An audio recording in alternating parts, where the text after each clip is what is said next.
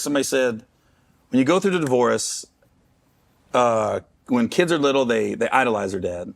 And then when divorce happens, they demonize them. And then as time goes by, they humanize them.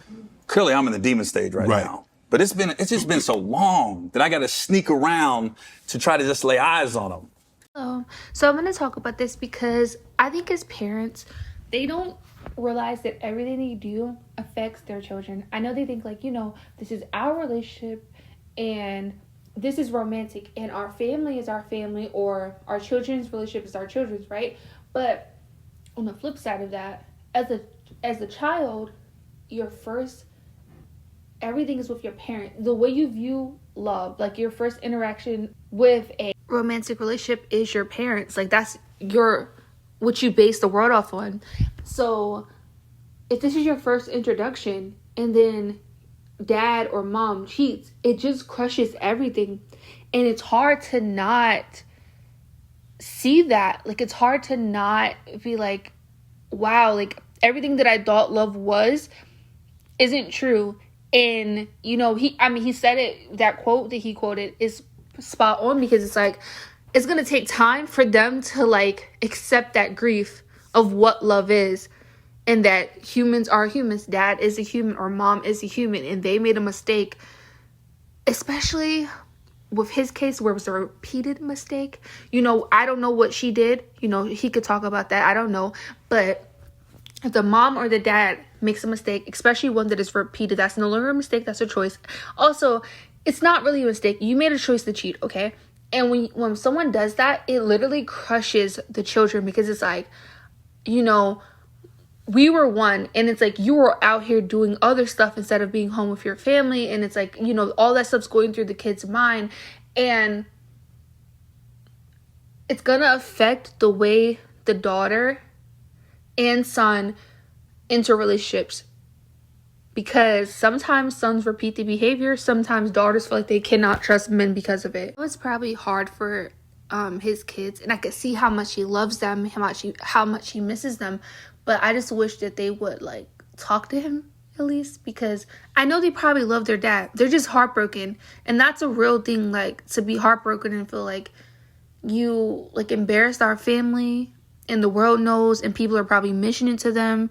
And then there's the whole aspect of they're mixed race like me, and being mixed race. When my parents separated, oh my goodness, everyone's like, see, this is why interracial couples shouldn't exist, and it never works out, and all this nonsense. And I don't know why people choose to do this, but they give it to us, the children, the brunt of it. Like, go tell that to them. Why are you telling me? You know what I mean? But no, they'll say it to us, and it's really agitating, because would you say that to a same race couple? If it was two monoracials together with their own race, would you say that to them? No, you wouldn't say, oh, see, this is why we shouldn't get together with our own race.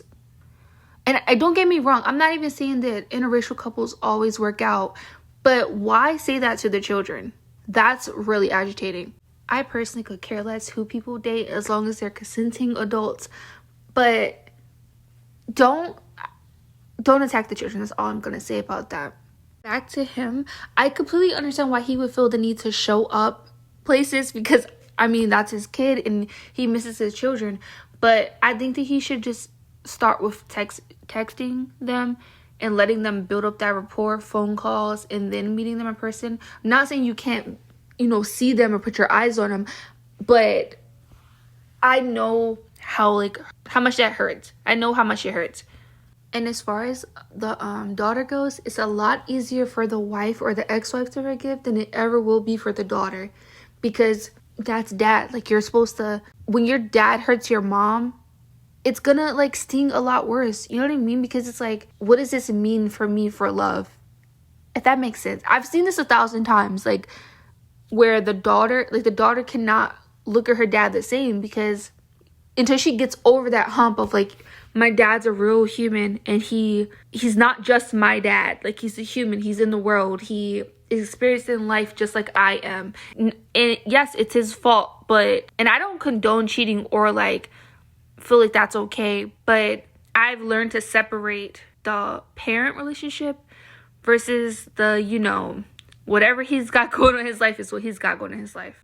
And the thing is, I understand what, you know, both of his kids are going through, because like I wouldn't be friends with someone in real life if they were like that. If they were constantly cheating on their partner, I wouldn't want to be friends with that person. So they're probably conflicted, like, this is my dad doing it, you know what I mean? How do I have a relationship with him when I, like, it goes against my core beliefs or my core values, but that's their dad and they only get one dad? I know that's like crazy, but it's true. Like, they only get one father.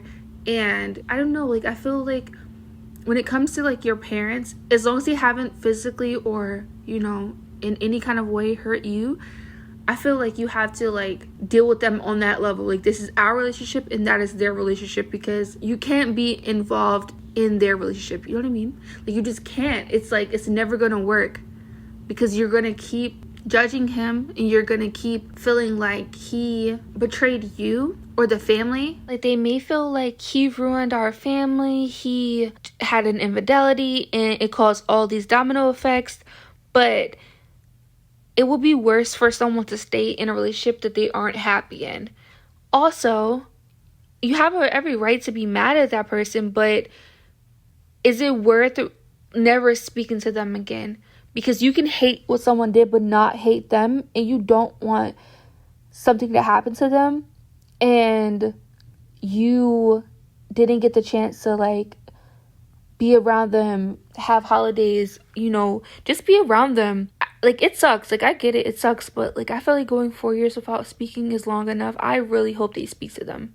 Because you could tell someone you're angry and you lost respect for them in one regard without ruining your entire relationship when it's a parent that like actually loves you. Now, if it's worth it to leave them, by all means do it, but I don't see it really being like that, because I don't see it. Like, I feel like his kids really love him. They're just hurt. So I feel like talking is the best way to get through that. That was between your mother and father, so that's the one time I would say stay out of it. Just like with your siblings, if your siblings are doing stuff that like you don't agree with, you can like not be okay with it and verbalize that, but you can't change them, and it's not your responsibility to change them. You deal with them on their relationship with you. Like, in my opinion, in this case, it's like, okay, Dad, you ruined our family. That's what I'm angry about. I'm also angry that you hurt Mom. And I lost respect for you in that regard. And, you know, that's something that we're going to have to deal with. And I'm going to probably, it's going to linger. But at the same time, do you want to lose your dad completely because of this? You know what I mean? I feel like there's a limit. I had a friend from church whose mother ran off with another woman. Like, she just up and left their family out the blue and ran off with another woman, and they didn't speak to her until they were about 18, and they regretted it because she missed everything, and she wanted to be around, but she missed so much because they were angry and they felt like it would hurt their dad by speaking to her, when in reality it was hurting them so much more. What happened to the dad, yeah, it's gonna hurt, but that does not, like, it's not the child's responsibility. And I think it's extremely selfish to put a child in a position to where they feel like your feelings matter more than theirs. Like, that is their parent, that is their flesh and blood, and you need to allow them to have a relationship. And people are always sneaky, like, you know, and I'm not talking about this case because, like, I don't know, but in other scenarios where people will be like, you know, I'll let them see him, they just don't want to. But in reality, though, they're guilt tripping the child behind the scenes. That was, like, in my case, that's how it was. It would be like, you're really gonna go see him? And I'm like, yeah, that's my dad. And they'll try to be like, well, he broke up our family, all this nonsense. And it's like, that's not my business. That's between you and him. Leave me out of it. And vice versa, when it's like the woman doing it. Like, my childhood friend, the woman did that, and that was so wrong. But that does not mean she doesn't get to be in her children's lives, and that doesn't mean they shouldn't rebuild a relationship with them. It's it's not okay. And I see this far too often where the parents break up and then the kids never get to see the other parent again. Like, that's insane. That's their flesh and blood. But he's rich, so maybe he can hire a really good therapist and they can actually work out their, things that's painful for them in therapy. That way there's a mediator there. But that's all for this video. Thank you. Let me know what you think. Bye.